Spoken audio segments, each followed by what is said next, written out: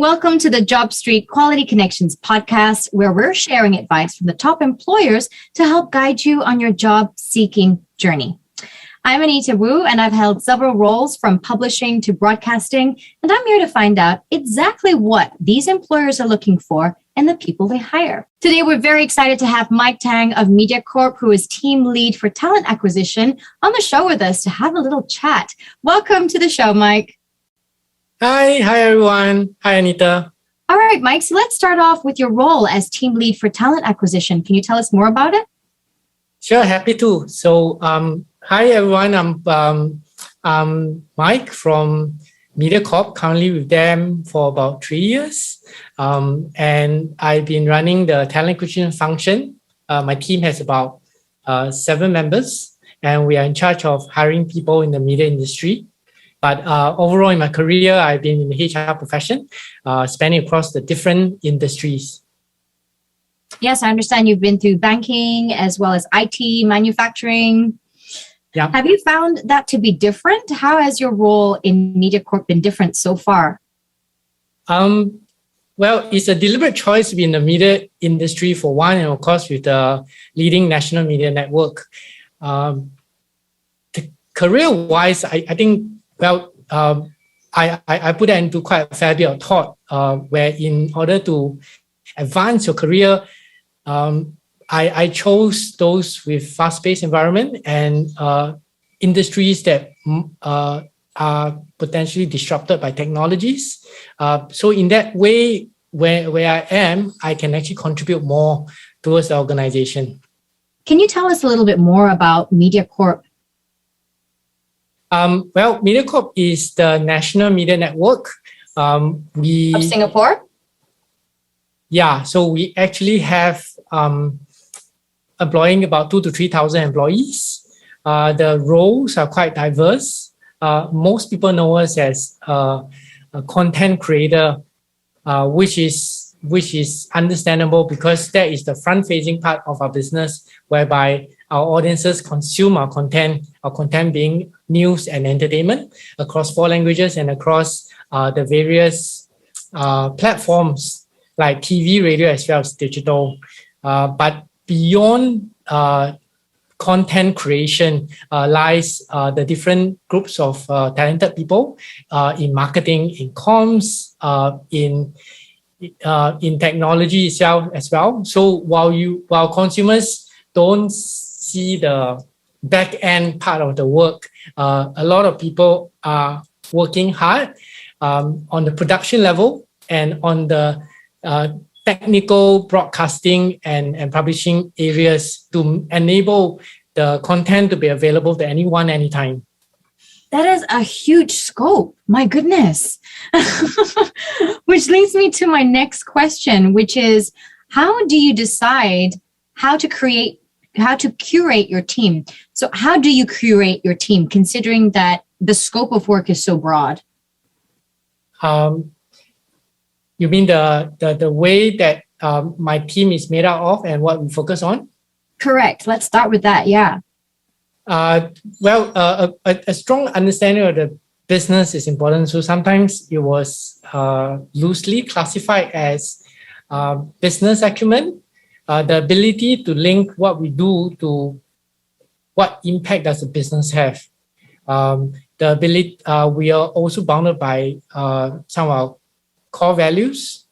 For example, we have respect, teamwork, and drive, which encapsulate some of the key components or the desired behaviors that was required from people working in our organization. So those, apart from the technical expertise, are factored into consideration to be part of the team, because as it is, we are one of the gatekeepers to bring in the right talents. So the right people to sit at the forefront of this important role is very important. Yeah, they're the gatekeepers, essentially. And so you're curating a team to curate the rest of it. And obviously being in media, you're shaping minds and impressions and beliefs. So the next question is actually in terms of hiring, and because it's such a diverse job scope? What do you look for when you're hiring? One of the key component will be drive. Drive in our terms could be loosely understood as urgency, being very results driven, committing to high standards of excellence. Given the fast pace of our industry, there's also the need to be a fast learner, adaptive and solutions focused. In a disruptive environment, industry like us, of course, being flexible, being adaptable, and agile are definitely critical to be successful in the team and the organization. I'm so glad you mentioned that, Mike, because that leads me to my next question, which is, I mean, obviously, as you said, mistakes are part of the learning curve, and without them, we may not be learning so effectively. So my question is, in your career, entire span of career, perhaps in your earlier days, what kind of rookie mistakes or, funny anecdotes you could share about something that went wrong, and what lessons did you learn from it? What steps did you take to remedy it? For candidates, and of course now myself, right? Now that you post this question to me, it is probably one of the questions that we struggle with, or even now that you can see that I struggle with, because we typically don't think a lot about mistakes. But I'm happy to share some. Throughout my career, quite a fair bit revolves around missing deadlines, forgetting things to do, sharing the wrong information. When I was at a manager level, exercising poor judgment due to a lack of data insights, just because I want to make it quick. I didn't think about the implications. I upon reflection, of course, some coaching from my supervisors, I recognized that some of the issues was because, one, I was probably not as organized as I should be.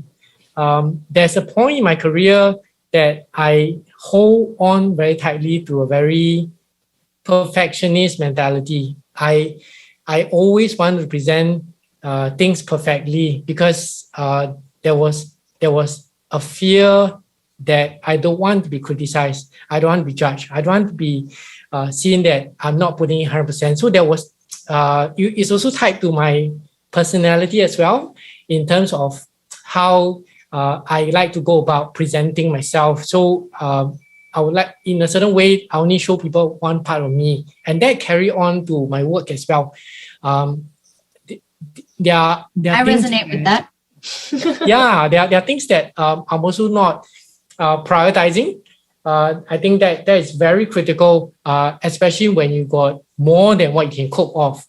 Realistically, that's not possible. And as an employee at whatever level, it's my responsibility to raise my hand. And I guess I learned that the later part of my career, in terms of being more collaborative, in terms of bringing out issues to actually talk about as a team, and seeing how things make more sense. And when I take those steps, sometimes fearfully initially, I recognize that people are forthcoming in trying to work along, because whatever that I might mess up affects them as well. Yes. So that's something that I learned, that I feel that is very important to me in reaching out for help when I'm stuck.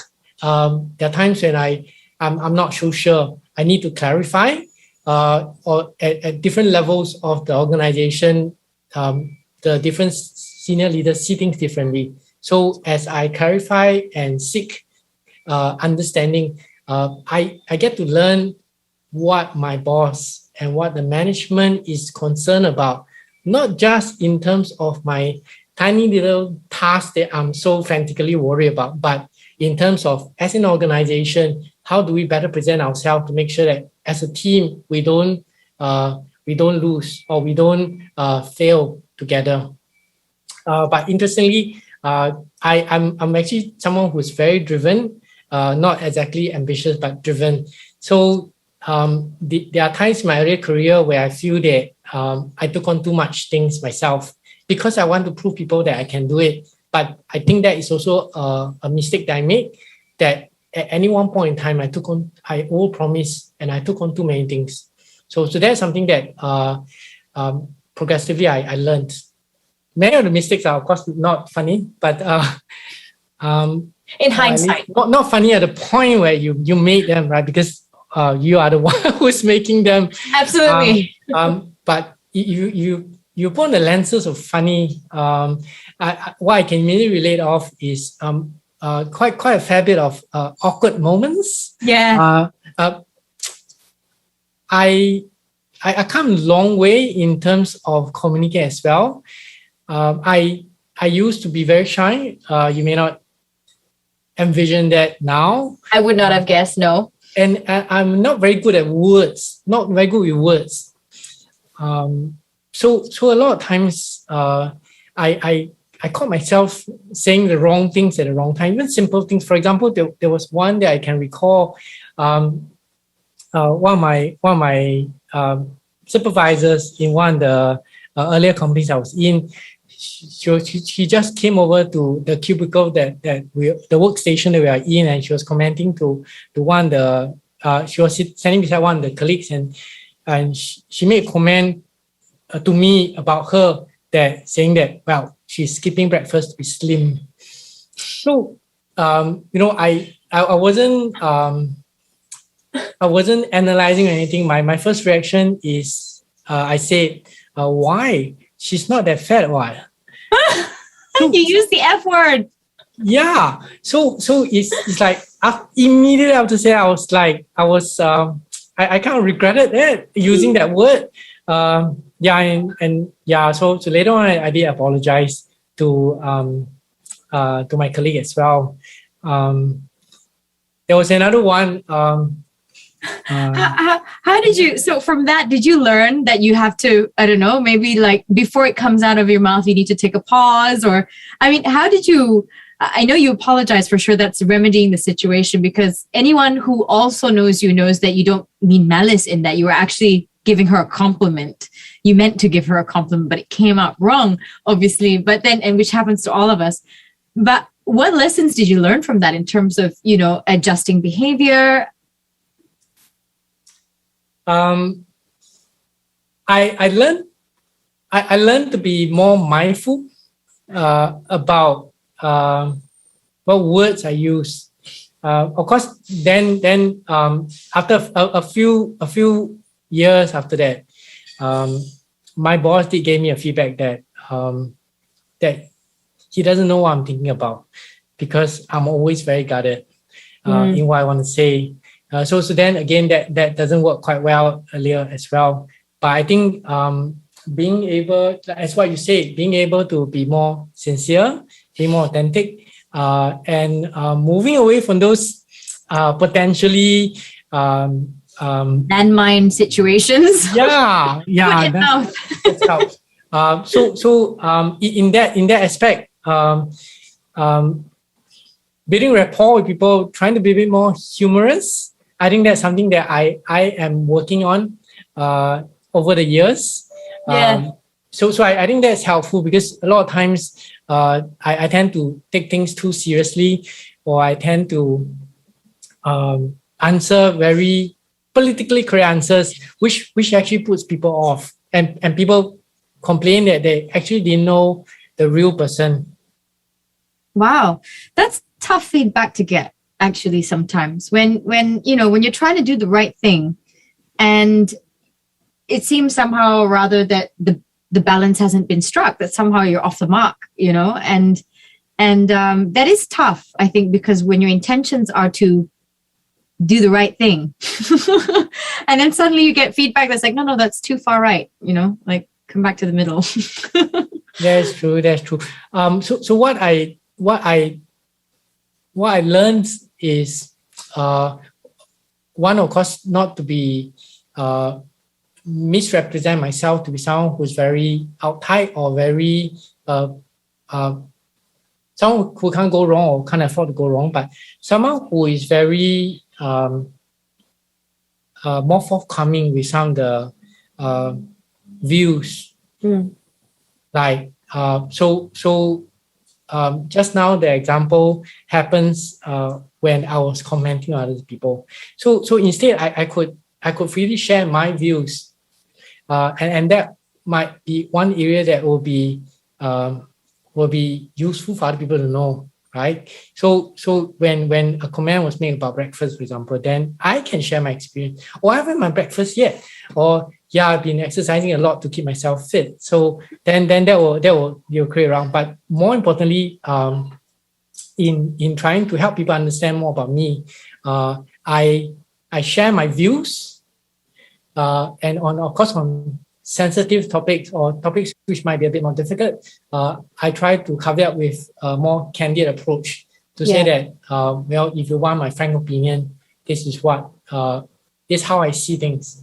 So at least people can know the real person that they're talking to, rather than someone who say, wait and let me come back to you with a good answer or with the right answer. So I think in that sense, of course, putting back into the current day context of being fast paced, I can't afford to sometimes slow down in my replies, because everyone is waiting for some inputs to move things along. So that's a habit that I progressively cultivated, to think faster, with a good understanding of what's happening around. Right. And the moment you are able to do that, that's where you can contribute on a faster pace.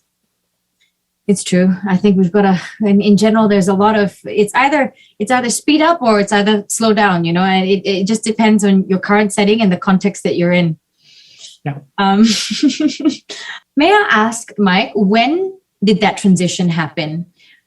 Because it sounds like you learned a lot over the years, and in your transition towards more leadership roles, you had implemented these lessons that you learned. Can you tell us how that journey was for you? I think change has been progressive. I have always been someone who is keen to do my part, to learn what I need to do.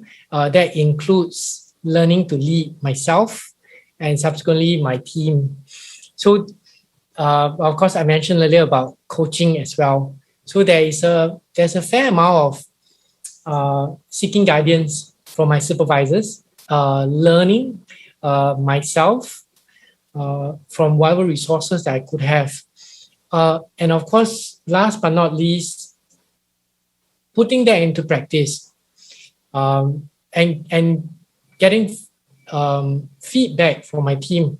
That I feel that is something that is that works very well for me, because my team often not will point out some of my blind spots. And I'm pretty transparent with my team that I'm not perfect too. I make mistakes, so I might overlook certain things. So when they provide feedback, I appreciate them, and I take that feedback seriously to improve myself. On that note, what advice would you give to job seekers who are looking for a job, perhaps early on in their career? That's an interesting one, and maybe I would like to contextualize it to the current pandemic situation, where many of us see how jobs have changed, how the nature of job has changed. So terms like work from home, remote working are not something that we are all familiar with. But maybe now they have the opportunity to share a bit more.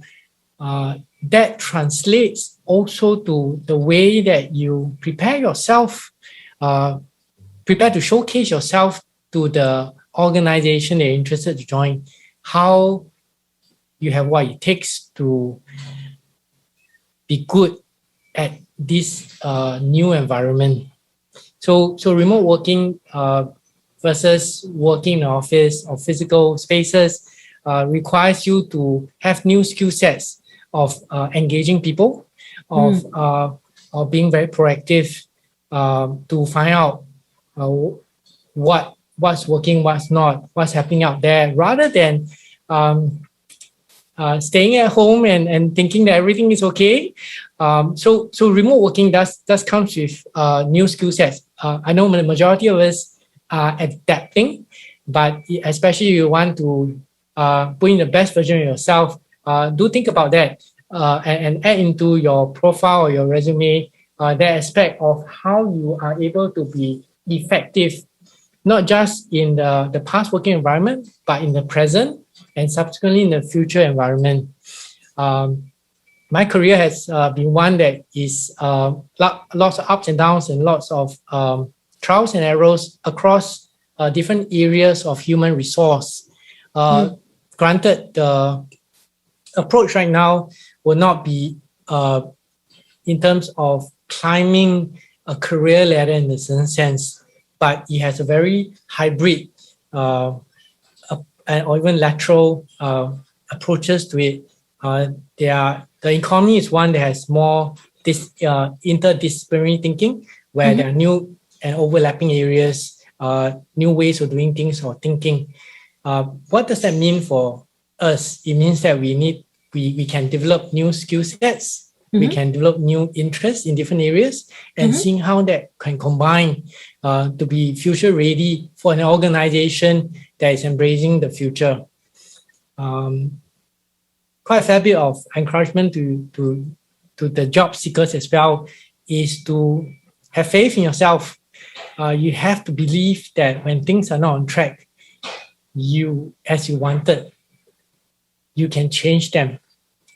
I know it sounds easy to say, but take heart that tough times don't last, but tough people do. Discover more about yourself, which I believe you already do. Dare to fail, because it's okay not to be correct all the time. And have the courage to showcase what you're very good at and take some time to build depth in your skill sets and in your thinking. So when you apply for a new job, that those aspects will be very refreshing for people who are looking to bring into the organization to help create change. Thank you so much for your time, Mike. Before you leave, do you have any tips for candidates who are looking for jobs, job seekers? What are the no-nos during an interview? Not preparing yourself for interview.